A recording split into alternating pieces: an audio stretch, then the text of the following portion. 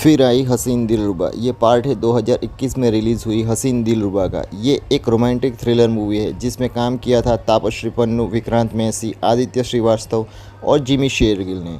तो ज़्यादा वक्त न गंवाते हुए चलिए मूवी को एक्सप्लेन करते हैं।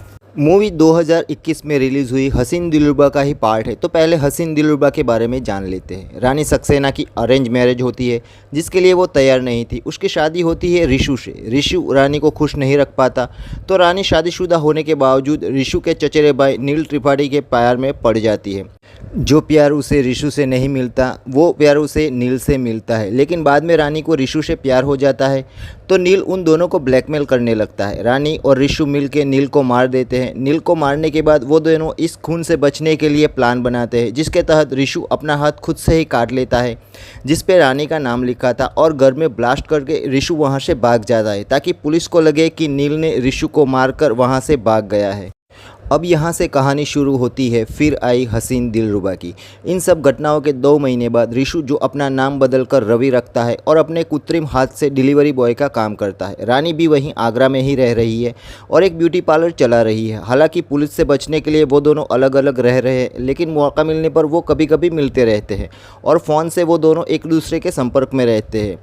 दोनों मिलकर पैसा इकट्ठा करते हैं ताकि 2 महीने में वो थाईलैंड भाग सके जिसके लिए ऋषु एक ट्रैवल एजेंट को पैसा देता रहता है और वो ट्रैवल एजेंट ऋषु को यकीन दिलाता है कि वो उसे 2 महीने में थाईलैंड भेज देगा। रानी की मकान मालकिन का डॉक्टर अभिमन्यु रानी से प्यार करता है लेकिन रानी उसे इग्नोर करती रहती है लेकिन फिर भी अभिमन्यु उसे प्यार करता है। अब दूसरी ओर ऋषु की मकान मालकिन पूनम भी ऋषु से प्यार करती है लेकिन ऋषु भी उसे इग्नोर करता है। एसीपी किशोर रावत जिनकी बदली अब आगरा में हुई है उनका सामना एक बार फिर से रानी से होता है और वो रानी को बताते हैं कि वो जानते हैं कि नील की हत्या के जिम्मेदार वो और ऋषु है। उन्होंने वो दिनेश पंडित की किताब पढ़ ली है जिसको पढ़कर उन्होंने ये प्लान बनाया था। वहीं किशोर रावत रानी को उसका खोया हुआ पर्स वापस देते हैं और रानी को पूछताछ के लिए वापस पुलिस स्टेशन बुलाया जाता है।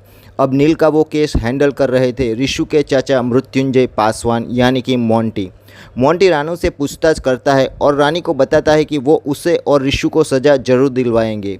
पुलिस हर तरफ ऋषु को ढूंढने लगती है। मोंटी को वो ट्रैवल एजेंट के बारे में पता चलता है तो वो ट्रैवल एजेंट को गिरफ्तार करके उसके थाईलैंड भागने के प्लान को विफल कर देता है। रावत पूनम के घर भी ऋषु के बारे में पूछताछ करती है लेकिन पूनम उन्हें कहती है कि वो उसे नहीं जानती, उसने उसको नहीं देखा बोल के पुलिस को वहाँ से भगा देती है। मोंटी से घबराई रानी अभिमन्यु से शादी करने का फैसला करती है। ऋषु रानी को मना करता है लेकिन बाद में वो भी मान जाता है।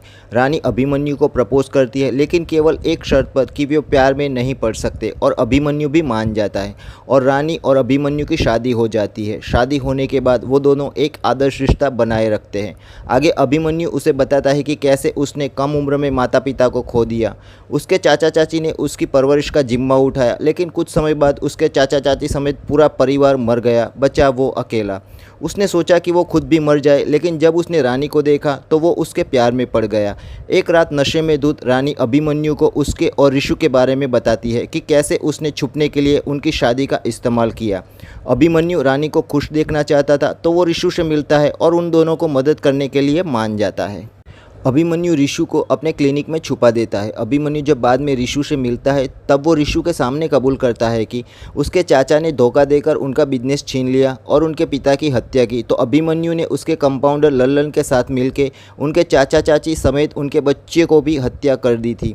वहाँ अभिमन्यु का एक अलग ही चेहरा हमें नजर आता है। ऋषु अभिमन्यु पे हमला करता है लेकिन अभिमन्यु ऋषु को क्लिनिक में बंद करके वहाँ से भाग जाता है लेकिन ऋषु दरवाज़ा तोड़ के बाहर निकल आता है। अभिमन्यु भी वहीं दिनेश पंडित की किताबें पढ़ता था जिसे पढ़कर रानी ने नील का खून किया था। अब रानी के सामने अभिमन्यु का असली चेहरा नजर आता है और वो रानी पे हमला करता है लेकिन रानी वहां से भाग जाती है और पुलिस स्टेशन पहुंचती है पुलिस से मदद मांगने। पुलिस अभिमन्यु के घर पहुंचती है लेकिन उन्हें अभिमन्यु नहीं मिलता। कुछ समय बाद पुलिस को 2 जली हुई लाशें मिलती है। लाशों की पहचान पूनम और अभिमन्यु के रूप में होती है। अब रानी की गिरफ्तारी होती है और उसके साथ मारपीट होती है। पुलिस रानी के साथ दुर्व्यवहार करती है और खुद पुलिस ये बात मीडिया में फैला देती है पुलिस का ये प्लान काम कर जाता है और रिशु एक वीडियो अपलोड करता है जिसमें वो कहता है कि वो आत्मसमर्पण करने के लिए तैयार है, पर उसकी एक शर्त थी कि वो रेलवे पुल पर वो आत्मसमर्पण करेगा और पुलिस रानी को छोड़ दे, जिससे उनको आखिरी बार साथ मिलने का मौका मिले। मोंटी रिशु की बात मान जाता है। मोंटी रेलवे पुल पर रिशु को पकड़ने का प्लान बनाता है। वो रेलवे ट्रैक पर घेराबंदी करता है। पुल पर पुलिस रानी को छोड़ देती है और रानी रिशु से मिलती है। पुलिस पुल के दोनों तरफ से रिशु को घेर लेती है। तब वहां पुलिस में से एक इंस्पेक्टर आगे आता है। वो इंस्पेक्टर और कोई नहीं अभिमन्यु था। वहां अभिमन्यु और रिशु के बीच हाथापाई होती है और रानी समेत तीनों नदी में गिर जाते हैं। उस नदी में काफ़ी सारे मगरमच्छ थे। तीनों मगरमच्छ से भरी नदी में गिर जाते हैं। तीनों में से किसी की लाश नहीं मिलती तो पुलिस उन्हें मरा हुआ मान लेती है। शायद मगरमच्छ उन्हें खा गए हो। लेकिन मोंटी ये बात मानने को राजी नहीं था। वो अपनी तरफ से जांच जारी रखता है। तब मोंटी को एक लीड मिलती है। जब अभिमन्यु ने रिशु को अपने क्लिनिक में छुपाया था तब उससे मिलने अभिमन्यु का कंपाउंडर लल्लन आया था और लल्लन के जाने के बाद रिशु की मकान मालकिन पूनम भी रिशु से मिली थी, जिससे मोंटी को पता चल जाता है कि उन्हें जो 2 लाशें मिली थी वो एक तो पूनम की थी, लेकिन दूसरी लाश अभिमन्यु की नहीं लल्लन की थी। क्योंकि जिस दिन रानी पुलिस स्टेशन मदद मांगने पहुंची थी उस दिन रिशु रानी और अभिमन्यु के घर में दाखिल हुआ था। ये सब होने के 2 घंटे बाद रानी पुलिस स्टेशन पहुंची थी, जिससे मोंटी को शक होता है कि रेलवे पुल की घटना का प्लान उन तीनों ने मिलकर बनाया है। उन तीनों के बीच कुछ तो खिचड़ी पकी थी। फ्लैशबैक से हमें पता चलता है कि रिशु के अभिमन्यु के घर पहुंचने के बाद तीनों ने पुलिस से बचने के लिए एक साथ काम करने का फैसला किया। अभिमन्यु ने लल्लन और पूनम को मार डाला। लल्लन ने अभिमन्यु को उसके चाचा चाची को मारने में उसकी मदद की थी। अभिमन्यु लल्लन की लाश को अपनी मौत का नाटक करने में उपयोग करता है। मांस के टुकड़ों को वो दोनों पुल से दूर दूर फेंकने लगते हैं ताकि मगरमच्छ पुल से दूर हो जाए और वो तीनों भाग सके। रानी को बताए बिना अभिमन्यु में भागने के दौरान पानी के अंदर रिशु का कृत्रिम हाथ निकाल दिया, जिससे वो तैर न सके और रिशु मगरमच्छ का शिकार हो जाता है। रानी और अभिमन्यु जिंदा नदी से बाहर निकलते हैं। रिशु को मरा हुआ मान लिया जाता है और रानी का दिल टूट जाता है। अब कहानी 6 महीने बाद की शुरू होती है, जहां अभिमन्यु एक क्लिनिक चलाता है जबकि रानी एक टीचर है। वो दोनों एक गांव में रह रहे थे। रानी एक चिट्ठी लिखकर अभिमन्यु और मोंटी को एक चट्टान पर बुलाती है। वहां वो मोंटी के सामने अभिमन्यु की पोल खोल देती है। वो अभिमन्यु को बताती है कि वो जानती है कि उसने रिशु की पानी में हत्या की है। रिशु के बिना वो जी नहीं सकती, तो वो इस चट्टान से गिरकर आत्महत्या कर लेगी। मोंटी और अभिमन्यु रानी को रोकने की कोशिश करते हैं, लेकिन रानी उस चट्टान से नीचे गिर जाती है।